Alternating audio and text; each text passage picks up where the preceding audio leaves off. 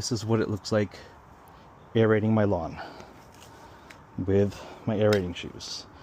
So as you can see, you can watch your camera.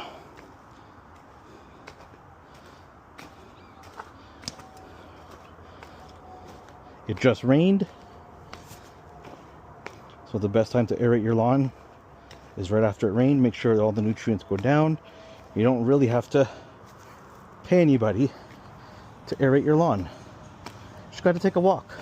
I don't have a massive lawn. I mean, it's springtime and this is our messy yard.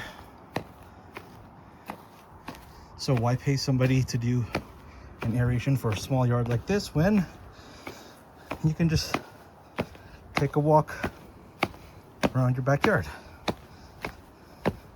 It's been maybe 10 minutes and I'm almost done getting everything.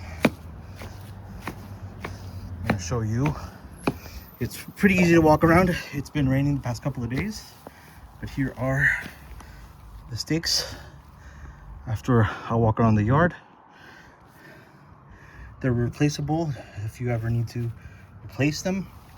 Our area's pretty full of clay soil, so they have a hard time getting through that, but since it's rained, you can see it doesn't hang on to the soil much, except at the top, which comes off just like that.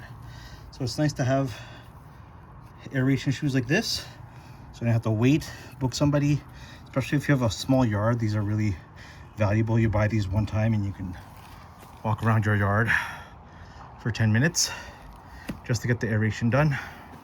These are 11-foot composite toe shoes. I haven't fully tightened them, but they stuck to my foot pretty well. And as you can see, my yard's been done and it's been about 15 minutes. All I had to do is walk around a little bit. It's the beginning of spring, so it's a nice time to get the aeration done right when the garlic and alliums are starting to sprout from the ground. So if you find this review helpful, consider subscribing to my channel. Thank you.